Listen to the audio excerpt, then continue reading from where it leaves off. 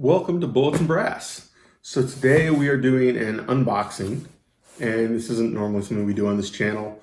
I'm not a big unboxing kind of guy, but got a new box from LaRue, and I've been waiting on this to do a review because I bought one, put it in the rifle, really liked it, and then was going to do the review, and I'm like, nobody cares about a trigger once it's in the rifle. It's really hard to see. You can't really point out anything on it. You can't see anything. There's just a little piece of metal.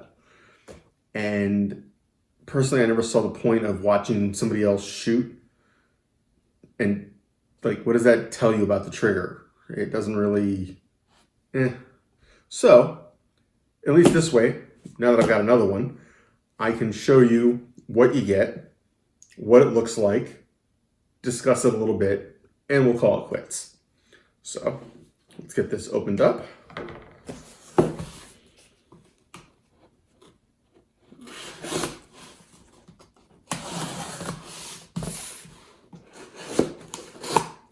Okay. That is a Jim Largent knife from when I was out west. He makes, I don't know if he's still actually making anything, but I've got two of his knives and I love them. Okay, so paperwork, bumper stickers. They've got a variety of these. They always throw one in. We have the Holiday Dillo. If you're not familiar with what a Dillo is, basically it is a little metal armadillo that is a bottle opener in like 5 different ways. It's kind of a neat little toy. Okay, so this is what the trigger comes in, little can. And then I also got this, which is basically a way for you to demonstrate how the trigger works. Let's just make sure there's nothing else in here. Nope. You never know. The LaRue throws in a fair bit of swag. Okay. So let's get this open.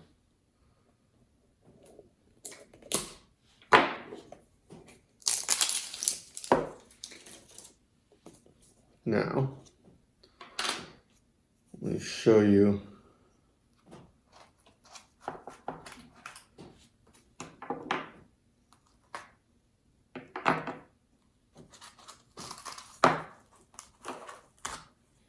Okay. And then there's instructions tucked in here, but if you've already done one of these, the instructions are kind of pointless. So we have the pin for the trigger, the actual trigger, which I don't want the heavy spring. They include a regular weight and a heavyweight trigger spring. So this is the trigger. Hopefully that is focusing. Get my head out of the frame. It is beautifully machined. They make these things by hand, one at a time, and it is gorgeous. The disconnector is right here. It is a separate piece that is pinned in place and spring-loaded, and really it makes it all one unit. It's tough to fault the design in that sense.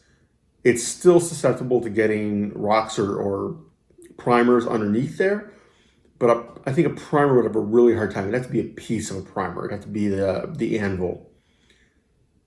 And even then, I'm not sure it would really stop it because the disconnector doesn't go all the way down. There's some room left there. But, I mean, it's not a sealed unit. It's possible, I guess.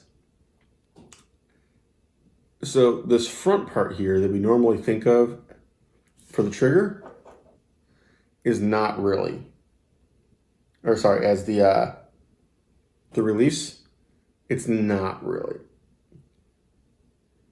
This up here is for your trigger to let go. So the trigger disconnector, main release. Now, yeah, there's a mating surface here, but that's your real release. You can definitely feel it when the disconnector lets go. When you let off the trigger after pulling it, there's a solid click as it seats back in place. There's no question about it not disconnecting or not catching. It's definitely solid. So we're gonna get that in here. And rather than make you sit through this whole thing, we're just gonna do the abracadabra thing and it'll all be in here. Okay, so a little moly, a little Tetra grease in there in the right places.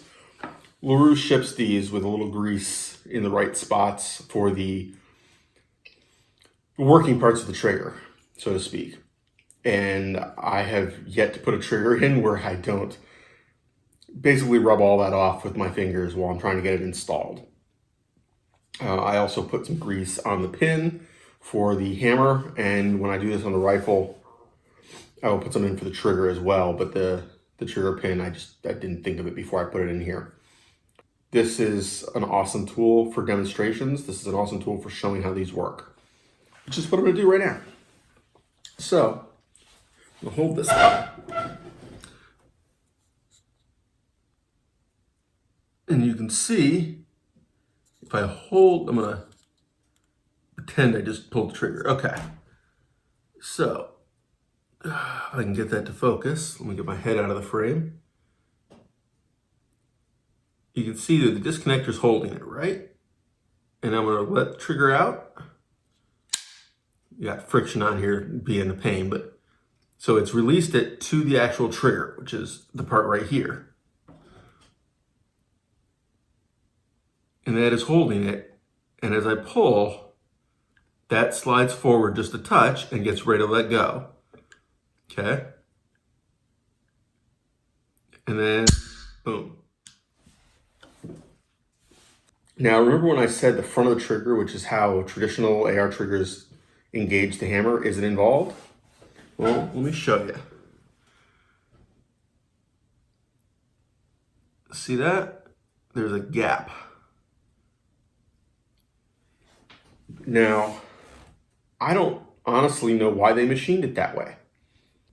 Flat trigger versus curved trigger, LaRue sells both. Personal preference, I am kind of getting into the flat triggers. I kind of like them. A double stage trigger is nice. It's just a little take up, basically, to me. It's a little take up, and then that's the trigger pull right here once I've taken up the trigger. And to me, there's no downside. I can take that up and be at my trigger point, at the release point, and there's no problem. I'm sitting there waiting to finish pulling the trigger. And I don't even count it as part of the trigger pull. It's preparing. I put my finger on the trigger and I'm now ready. I think it's particularly handy if you're wearing gloves, if it's cold out, because it gives you that measure of, okay, there was a little movement. I'm really on the trigger now. And if I pull harder, it's going to go off. For pure target practice, for pure precision engagement, single stage is great. A lot of my bolt action rifles are single stage. Personal preference, no big deal. LaRue sells both. If you are on the fence about one of these triggers and you are currently using a traditional AR trigger, buy one. They are, this video is not going to go up while they're still on sale for the Christmas sale, but they are going to still probably be $87. They are absolutely worth every penny. If you are shooting a rifle with a stock mil-spec trigger, you are doing yourself a disservice if you are trying to get any kind of accuracy. If you are just blasting steel at short range and it really doesn't matter, you're not trying to shrink those groups down, forget it.